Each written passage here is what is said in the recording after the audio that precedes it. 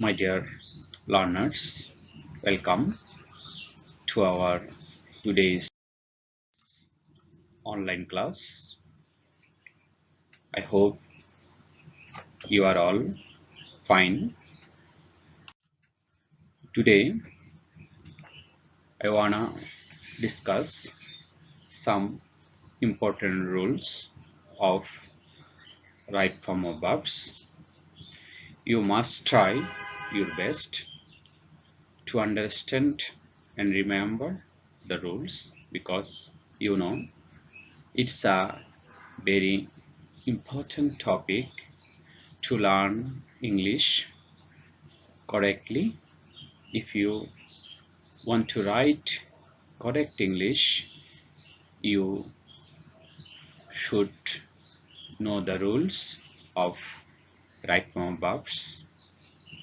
So you should be attentive and very much regular to know the rules of right form verbs. Rule 1. It is time, it is high time এরপর যদি আমরা এখানে এই দুটো মনে রাখবো, ইট is time আর একটা হচ্ছে ইট ইজ হাই টাইম। আমরা গত ক্লাসেও এই রুলটির সাথে সম্পর্কিত আরেকটি রুল পড়েছি। এখন এই রুলটি পড়ার পরে তোমরা একটু কম্পেয়ার করার চেষ্টা করবে গত ক্লাসের রুলে কি ছিল, এখন কি আছে। তাহলে আমরা দেখি, it is time, it is high time এরপর যদি ব্র্যাকেটে মূল ভার্ব থাকে, নো সাবজেক্ট, সাবজেক্ট যদি না থাকে তবে ওই ভার্বের আগে টু বসবে এবং ওই ভার্ব অপরিবর্তিত প্রেজেন্ট ফর্ম অফ ভার্ব থাকবে। তাহলে যেটাকে আমরা বলছি এখানে টু প্লাস ভার্বের প্রেজেন্ট ফর্ম, এই বিষয়টি আমরা ইনফিনিটিভ নামে জানি। আমরা এক্সাম্পলস দেখি, তাহলে বিষয়টি আরো ক্লিয়ার হবে। ইট ইজ টাইম টু প্লে, যে আনসারটা আমরা দেখতে পাচ্ছি এখানে ছিল ইট ইজ টাইম, ব্র্যাকেটে প্লে ছিল। তোমরা এই জায়গায় একটু খেয়াল করো, ইট ইজ টাইমের পরে কোনো সাবজেক্ট নেই। আমরা গত ক্লাসে পড়েছি ইট ইজ টাইমের পর যদি এই জায়গায় কোনো সাবজেক্ট থাকে তাহলে পরবর্তী ভার্বের পাস্ট ফর্ম হবে। কিন্তু আমরা এখানে দেখতে পাচ্ছি যেহেতু ইট ইজ টাইমের পর এখানে কোনো ভার্ব, এখানে কোনো সাবজেক্ট নেই, তাই এখানে টু বসবে। টু এর পরে আমরা জানি ভার্বের প্রেজেন্ট ফর্ম হয়, তাহলে ব্র্যাকেটে যে ভার্বটি থাকবে ওই ভার্বটি বসে যাবে। তাহলে আমার আনসার হচ্ছে to pay, it is time to pay. অর্থাৎ আমরা এখানে জানি ইট ইজ টাইমের বাংলা হচ্ছে ইহাই উপযুক্ত সময়, টু পে অর্থাৎ প্লে আছে খেলার, খেলাধুলা করার ইহাই উপযুক্ত সময়। আমরা পরবর্তী এক্সাম্পলটা দেখি, ইট ইজ হাই টাইম, এখানে ব্র্যাকেট আছে stand by the flood affected people. তাহলে আমরা যখনই পরীক্ষায় দেখবো যে ইট ইজ হাই টাইম আছে, আবার ইট ইজ হাই টাইমের পরে আমরা দেখতে পাচ্ছি এখানে কোনো সাবজেক্ট নেই, শুধু পরবর্তী সরাসরি ভার্ব আছে। তাহলে এখানে টু বসবে, ভার্বের প্রেজেন্ট ফর্ম স্ট্যান্ড বসে গেল, তাহলে আনসারটি হবে টু স্ট্যান্ড। তাহলে আমরা এখানে সম্পূর্ণ সেন্টেন্সটি যদি বাংলা করি তাহলে পাই ইট ইজ হাই টাইম, ইহাই উপযুক্ত সময়, টু স্ট্যান্ড, টু স্ট্যান্ড দাঁড়ানো, by the flood affected people. এখানে বাই বলতে আমরা পাশে বুঝবো, বাই দ্য ফ্লাড এফেক্টেড বন্যা দুর্গত পিপল, জনগণ বা মানুষ, অর্থাৎ বন্যা দুর্গত মানুষের পাশে দাঁড়ানোর ইহাই উপযুক্ত সময়। এবার দেখি রুল 2, বিফোর। আমাদের খুব গুরুত্বপূর্ণ একটা রুল এটা। তোমরা পূর্বের ক্লাসে এমনকি তোমার এসএসসি তো এই রুলটি ছিল যে বিফোর দ্বারা দুটি পাস্ট টেন্স যুক্ত থাকলে, তাহলে আমরা যখন কোনো সেন্টেন্সে বিফোর দেখব আর দেখব এখানে যদি দুটি পাস্ট টেন্স বিফোর দ্বারা যুক্ত থাকে তাহলে আগের অংশ কি হবে আর পরের অংশ কি হবে, এই বিষয়টা আমাদের জানতে হবে। তাহলে আমরা দেখছি যে বিফোরের আগের অংশ হবে পাস্ট পারফেক্ট টেন্স আর পরের অংশ হবে পাস্ট ইনডেফিনিট টেন্স। তাহলে আমরা এক্সাম্পল দেখি, তাহলে আমরা ভালোভাবে বুঝতে পারবো। উই ব্র্যাকেটে রিচ, আচ্ছা এখানে আওয়ার, এর স্কুল না, আসলে এটা কলেজ হবে, এটা পরবর্তীতে we reach our college before the bell rang. তাহলে আমরা এখানে দেখতে পাচ্ছি উই হ্যাড রিচড, আমরা উপরে রুলে আছে বিফোরের আগের অংশ পাস্ট পারফেক্ট, তাহলে এই জন্য এই রিচ যেটা ছিল এটা হয়ে গেল হ্যাড রিচড, আর বিফোরের পরে হবে পাস্ট ইনডেফিনিট, তাহলে এই যে র্যাং, এই রিং এর পাস্ট ফর্ম হচ্ছে র্যাং, তাহলে রিচ অর্থ হচ্ছে পৌঁছানো, তাহলে we had reached our school or our college, আমরা কলেজে পৌঁছলাম বিফোর পূর্বে দ্য বেল র্যাং, অর্থাৎ ঘন্টা বাজার পূর্বে আমরা কলেজে পৌঁছলাম। তাহলে আমরা মনে রাখবো বিফোরের আগে হবে পাস্ট পারফেক্ট আর পরে হবে পাস্ট ইনডেফিনিট, এটা আমরা মনে রাখবো। এখানে আরো একটি এক্সাম্পল আছে, খুব পরিচিত একটা example, the patient had died before, তাহলে যেহেতু বিফোর আছে, বিফোরের পূর্বে হচ্ছে পাস্ট পারফেক্ট, এখানে হ্যাড ডাইড, আর পরবর্তী যে ভার্বটি আছে ব্র্যাকেটের মধ্যে, তাহলে নিয়ম অনুযায়ী এটা পাস্ট ইনডেফিনিট হবে, তাহলে কাম হয়ে গেল কেম, তাহলে দ্য পেশেন্ট হ্যাড ডাইড, রোগীটি মারা গেলেন, বিফোর পূর্বে দ্য ডক্টর কেম, অর্থাৎ ডাক্তার আসিবার পূর্বে রোগীটি মারা গেলেন। রুল 3 আমরা এবার দেখব আফটার থাকলে কি হয়। আফটার দ্বারা দুটি পাস্ট টেন্স যুক্ত থাকলে, তাহলে আমরা এটা একটু খেয়াল রাখবো, এখানে একটা বিষয় যে দুটি পাস্ট টেন্স যুক্ত থাকলে এর আগের অংশ, এখানে একই বিষয়, আগের অংশ কি হবে আর হচ্ছে পরের অংশ কি হবে, তাহলে এখানে এটা হবে বিফোরের ঠিক বিপরীত। বিফোরে আমরা যেটা জেনেছি, বিফোর থাকলে আগের অংশ হয় পাস্ট পারফেক্ট, পরের অংশ হয় পাস্ট ইনডেফিনিট, আর এখানে আফটারের ক্ষেত্রে তার ঠিক উল্টোটি হবে, এখানে আগের অংশ হবে পাস্ট ইনডেফিনিট আর পরের অংশ হবে পাস্ট পারফেক্ট টেন্স।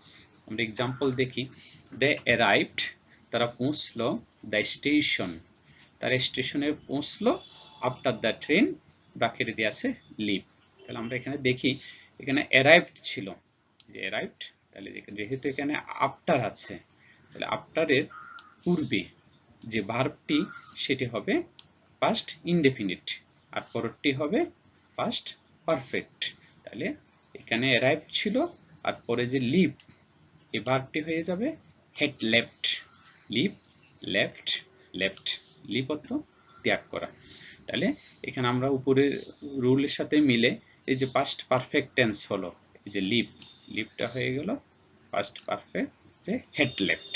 আমরা জানি পাস্ট পারফেক্ট টেন্সের স্ট্রাকচারটি হচ্ছে হেড বসে পরবর্তী ভার্বের পাস্ট পার্টিসিপল হয়, তাহলে লিভ লেফট লেফট, এই যে পাস্ট পার্টিসিপল হলো, তাহলে দে অ্যারাইভড, তারা পৌঁছলো, দ্য স্টেশন, তারা স্টেশনে পৌঁছলো, after the train had left, ট্রেনটি ছেড়ে যাওয়ার পরে তারা স্টেশনে পৌঁছলো। তারপরে এক্সাম্পলটা আমরা দেখি, the patient die after the doctor had come, তাহলে আমরা এখানে দেখতে পাচ্ছি এখানে আফটার আছে পূর্বের ভার্বটি ডাই আছে, তার পরবর্তী এখানে যে হেড কাম, এই যে হেড কাম যেহেতু আফটার আছে, পরবর্তী ভার্বটি হলো পাস্ট পারফেক্ট, তাহলে আমাদের এখানে যে আফটারের যে পূর্বের যে ভার্বটি ওটি হবে পাস্ট ইনডেফিনিট, তাহলে ডাই এর পাস্ট ইনডেফিনিট হলো died, the patient died after the doctor had come, তাহলে এই সেন্টেন্সটির বাংলা হলো ডাক্তার আসিবার পরে, যেহেতু আফটার রোগীটি মারা গেলেন, তাহলে বিফোর ওই রুলটির ঠিক বিপরীত হচ্ছে এই আফটার। আমাদের এই বিফোর আফটার এই রুলসটি দুটো খুব বেশি প্রয়োজন হয়, তোমরা ভালোভাবে মনে রাখবে, আমরা বিভিন্ন সেন্টেন্স মেক করার সময় এই রুলগুলো প্রয়োজন হবে। পরবর্তী রুল 4 আমরা জানি এই যে সিন্স, অ্যাজ ইফ, এগুলো মনে রাখতে হবে, অ্যাজ দো, তিনটা তোমরা বইয়ে দেখবে এই রুল, এখানে আসলে তিনটা রুলস আমি একসাথে দেখিয়েছি যাতে মনে রাখতে সুবিধা হয়। Since, as if, as though দ্বারা দুটি ক্লজ যুক্ত থাকলে প্রথম ক্লজ, এই ধরনের এখানে যেহেতু দুটি ক্লজ, তাহলে প্রথম ক্লজটি প্রেজেন্ট টেন্স, তাহলে আমরা দেখতে হবে প্রথম ক্লজটি কোন টেন্সে আছে। প্রথম ক্লজটি প্রেজেন্ট টেন্স হলে পরবর্তীটি হবে পাস্ট ইনডেফিনিট হয়।